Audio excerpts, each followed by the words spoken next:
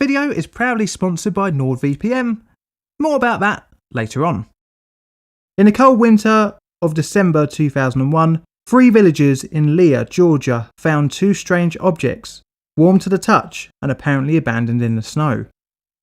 Thinking they were heaters, the men used them to keep warm during the winter night. Little did they know that these unlabelled objects contained around 1,295 terabecquerels of radioactivity.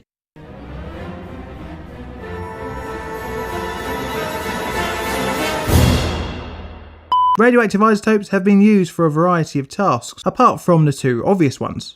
For example, in radiotherapy, sterilisation, and industrial inspections. Today's subject, like many orphan sources on this channel, show the deadly ramifications of improper storage and disposal of radioisotopes.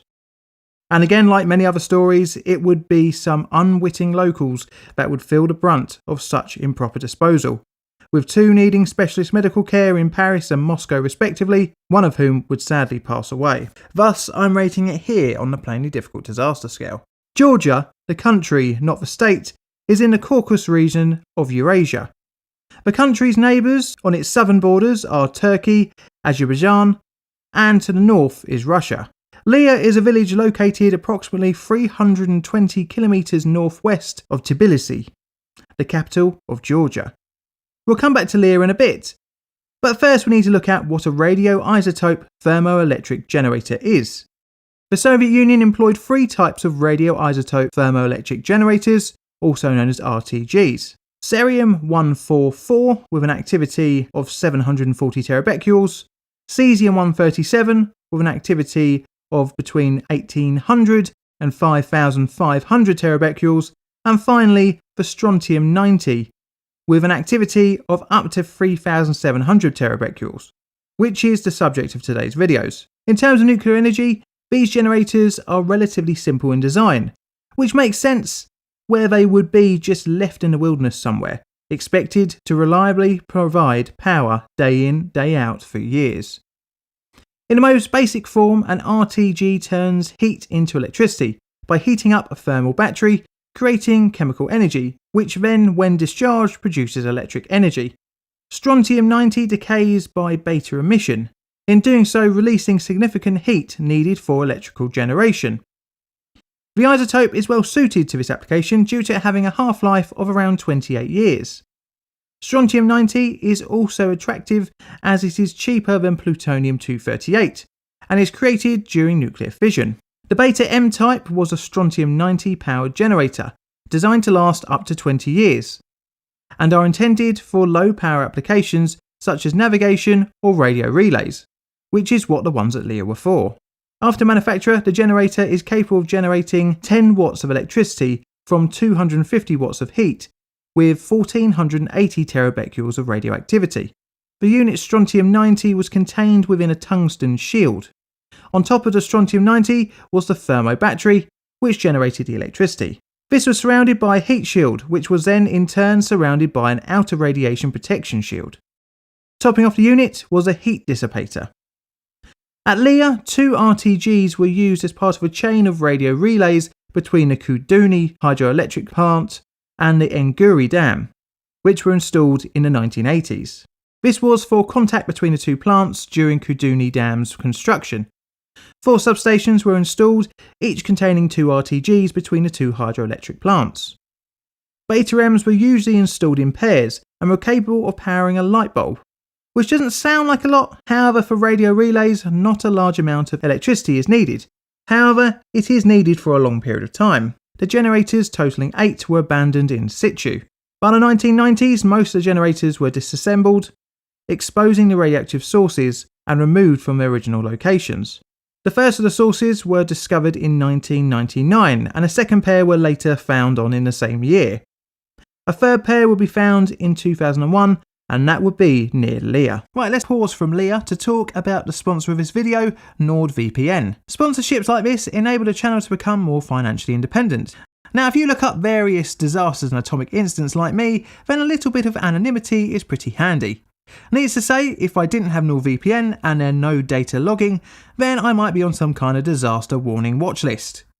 I've used several VPNs over the past couple of years and have enjoyed the protection that they afford. And I think Nord has the best user interface, making it really easy to jump from one server to another. It also allows you to surf on public Wi-Fi securely without the fear of your personal information being stolen. Using NordVPN makes getting hacked almost impossible, which is pretty good, especially if you, like most people, bank online.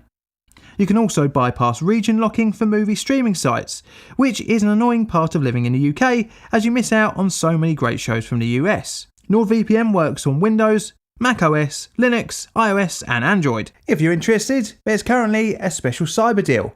Every purchase of a 2-year plan will get you 1 additional month and a surprise gift. Go to www.nordvpn.com/plainly-difficult or use coupon code plainly-difficult at checkout. This really helps out the channel by allowing me to purchase more research material, random props, and as well as travel to more disaster sites when the UK lockdown ends. Let's get back to Leah. Now, a lot of this timeline comes from the IAEA report into the incident, and it goes into a lot more detail than I can fit into this video, so it's worth checking out after watching. On the 2nd of December, 3 men, residents of Leah, were searching for firewood around 45 to 50 kilometres east of their home. While searching at around 6 PM, the men found 2 cylindrical objects lying on the ground, melting all the snow within a 1 metre radius. The wet soil near the objects was causing steam. One of the men picked up the objects and dropped it almost immediately due to the heat. With the winter night drawing in, the men decided to sleep in the woods, making use of their newfound sources of heat. The 2 objects were manipulated to the campsite using wire to lift them. However, at least 2 of the men had handled the items personally. A fire was set up for dinner and the men settled in for the night. After dinner, the men drank some vodka but felt unusually sick and dizzy. Within 30 minutes, all 3 men had vomited. This was after a couple of hours of exposure to the mysterious objects.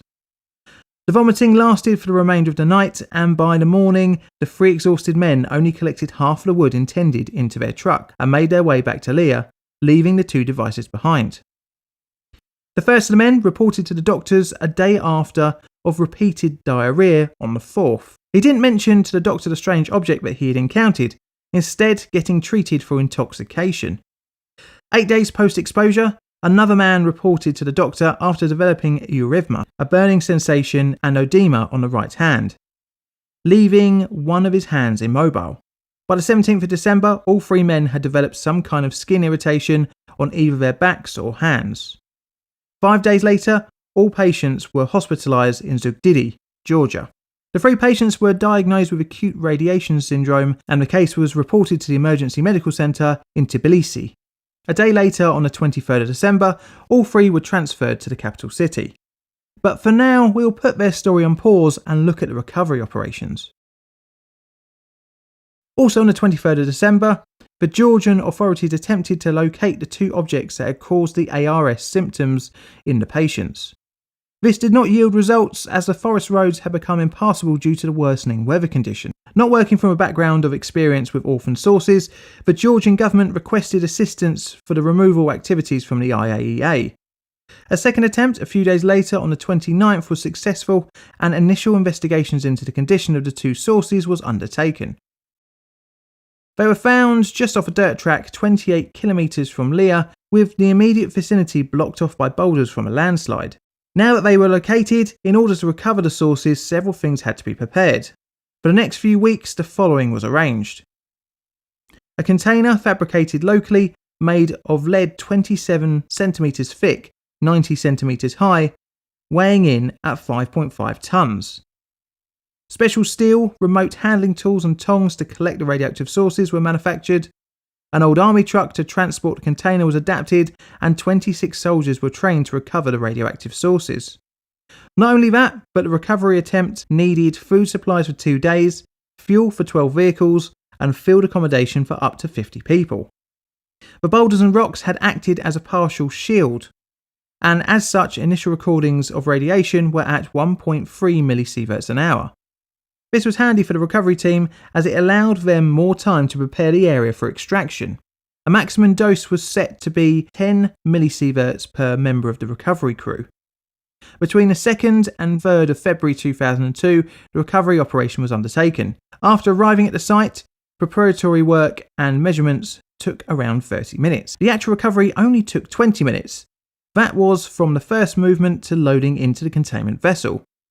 The truck took around 3.5 hours to return to the nearest village. As you can see from these pictures, the roads were hardly a newly laid motorway.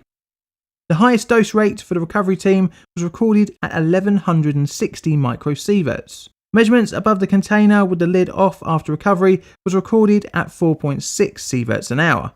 After all the container caps were placed on the top, the dose rate was reduced to 12 to 14 microsieverts an hour, a safe transportation limit. Right, let's get back to the victims of the incident. On the 23rd of January 2002, the first patient was discharged from hospital care, under outpatient supervision. His exposure was significantly less, and resulted in mainly injuries to his hands and arms.